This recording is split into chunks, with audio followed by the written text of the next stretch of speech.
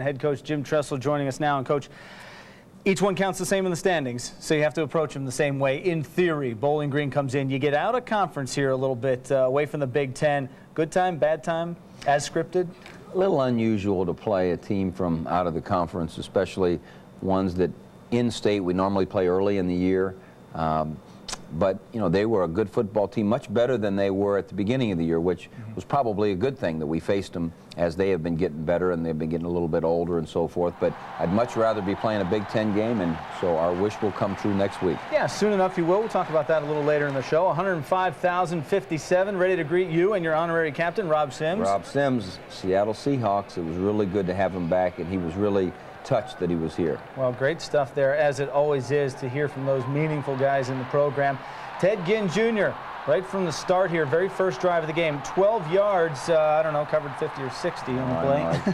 Whenever one of those happens, I hear the coaches on the headset, you know, where's he going? Where's he going? Go, Ted, go. You know how that, yeah. Here we had a good play action. Roy Hall comes up with a good catch, and, you know, we moved down, you know, fairly methodically that first drive, and that was good to see. Well, again, Roy Hall figures into the plans here. Was that something game planning, or is he just the open guy there? He just happened to be the open guy, and according to the coverage that we were seeing, Troy's pretty disciplined about that. And here, good job with his eyes. He looked back at Anthony Gonzalez over the middle and got the ball to Rory Nickel, and that was a good drive. Yeah, Gonzo, usually the hot guy underneath, that he just fires it right in there, but using the tight end, something you like to see. 7-0 Ohio State, and then the ensuing drive.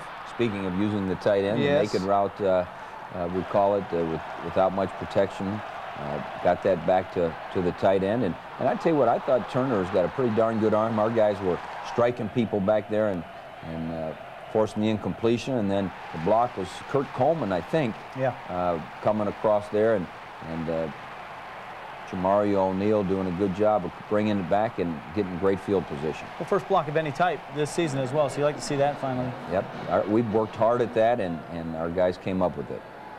Back on offense here, and Ted Ginn, just a little move there is going to slip the receiver and get him down the field for a 13-yard pickup. Back in business. Well, it's good to get the ball out there, especially when they have a run defense all stacked up in the box. And here we bobbled the snap a little bit, and Troy got loose and did a good job of keeping the play alive, had his head upfield looking for receivers, and then stepped up and ran, and that was a big play. And you know, we're going to need that in order to win the Big Ten. He's going to have some key step-ups. Well, at a big time, too. 3rd and 26 there. He picks up 34 and sets up this 8-yard TD run, Antonio Pittman. Well, Antonio Pittman just keeps getting better and better, and you know, he got into the end zone twice this week, and we probably didn't get him as many carries as we would like to, but he's going to be a great back. 3rd and 10, getting a little pressure on Turner, and a tip ball there. Vernon Golston, I didn't know he had hands there. Well, I'll tell you what, Vernon's got big hands. I haven't seen him make too many interceptions, but it's a great job doing that, and that turnover happening. And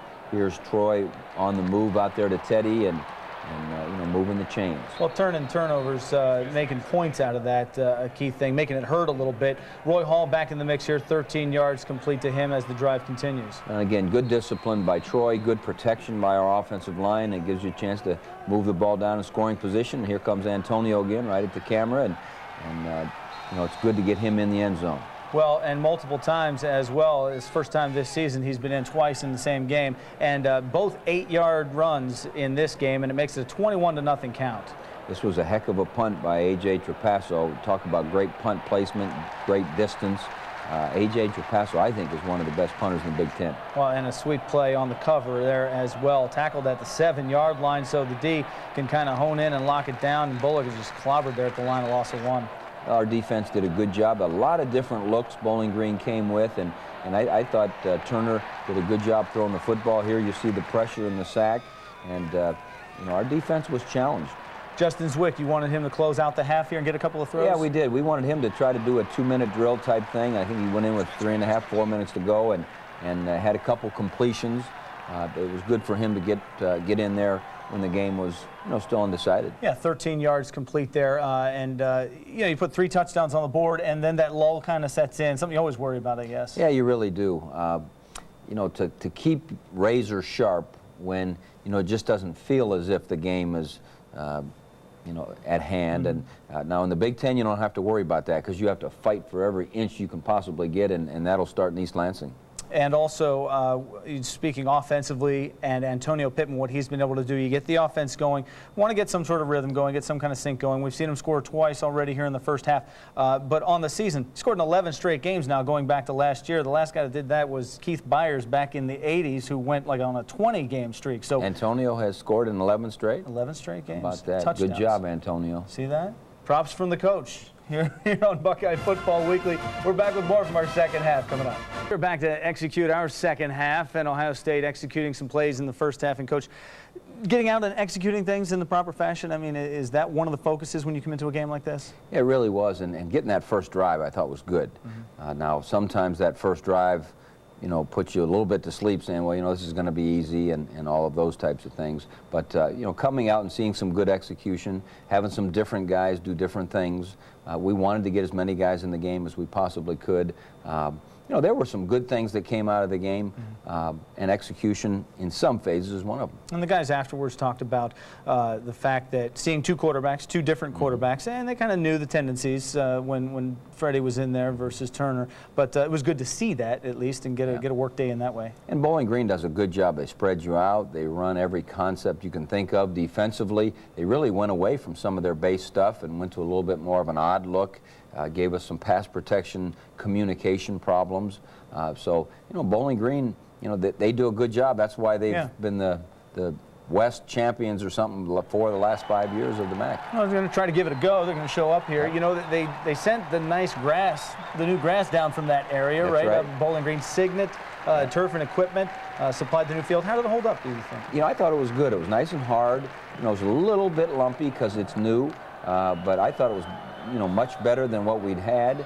And, you know, I thought the color was sharp, and I really think 2 weeks from now when we get home, you'll really see a big difference. Well, throw a little water on it, and it is Big Ten play the rest of the way on that grass, but right now. Golston right there, and this was a nice drive by Bowling Green. I mean, you have to give them credit for doing some things. They mixed it up, and they put trips into the boundary a little bit, which gives you some coverage issues. They ran their quarterback run stuff this particular drive, and you know, I thought they put together a nice drive. Well, it's 15 plays worth of a drive here when it's all said and done. So at some point, the D, you'd like to think they're bending and not breaking and trying to get on track here, but pretty determined pass and catch right there on a fourth down play. Yeah, that was a good one. Partridge on 4th and 6 made a heck of a play, and then Partridge with the one-handed snag on the touchdown. And we said all along he's their best receiver. He had missed a couple ball games for them, and that really hurt them not having him.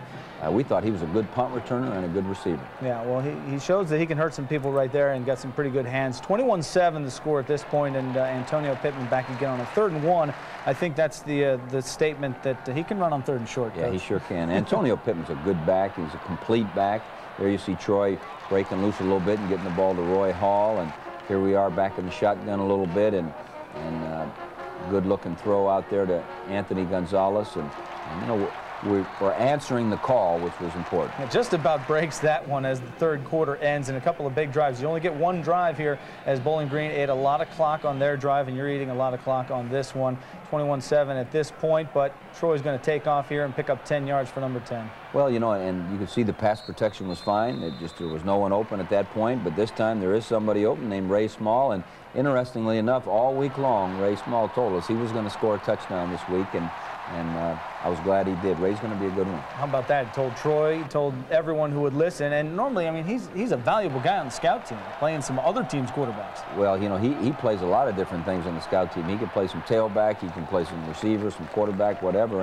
And he got enough reps with us to make sure that he could make the play. And then here's Teddy again. Finally, they punted it to us. Yes. They'd been punting it in the stands prior to this, and we got, I don't know, 20, 25 yards thereabouts on that return, and that was good to see. Yeah, 21 back, and you know, net not real good when they kick it to you or into the stands either way. No. Then we came right out and hit the home run ball, which you know, we really felt we needed to hit one of those this week. We had some misses against Cincinnati, Penn State, and Iowa, and we needed to hit a couple home runs, and it was good to see us hit that one. Well, that you did, and 35-7 game after the 57-yard touchdown pass there, and Justin Zwick back in again, this time 24 yards complete. Brian Hartline.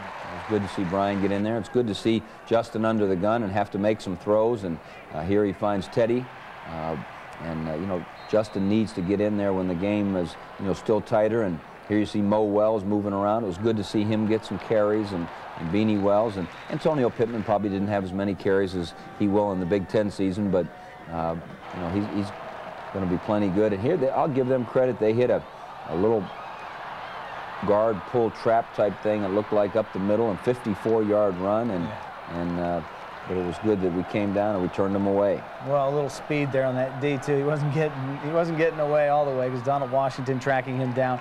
And as things wrap up here, a stop on the reverse there. So you get a lot accomplished, and you get back to the Big Ten. But you always stress getting better. And there's some areas where you got better. Step forward. Yeah, I think so. I think some of the areas, if for no other reason, learning what technique you have to use against what things, having a lot of stuff thrown at us that we hadn't prepared for, now we'll know a little bit more about that type of thing.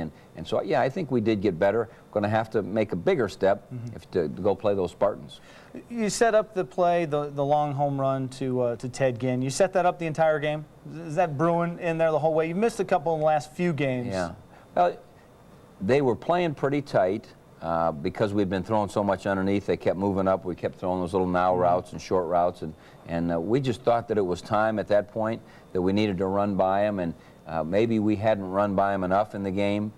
So it just so happened that the timing worked out and the protection was excellent, and Troy's throw was vertical and soft. And, you know, it's hard to cover Teddy when he's got a full steam going. Yeah, no doubt about it. And defense stepped up as well. I know those guys won't be happy getting gouged for plays like we saw there at the end, and they don't like the total yardage that they gave up there. But, you know, stepping forward and learning on that D is important at this level because you got some younger guys rotating in there like you always like to do. There's no question. We're still not a veteran defense, and we still have a lot to learn and a lot of experiences we need to have. We had some of those this week. I'm sure we gave up more yards than anyone's going to be happy about. I'm sure we missed a few more tackles than anyone will be happy about, but we held them to 7 points, and now if we can just get better in every area, who knows how good we can get. 35-7 for the Bucks, and we'll talk about Big Ten play coming up next.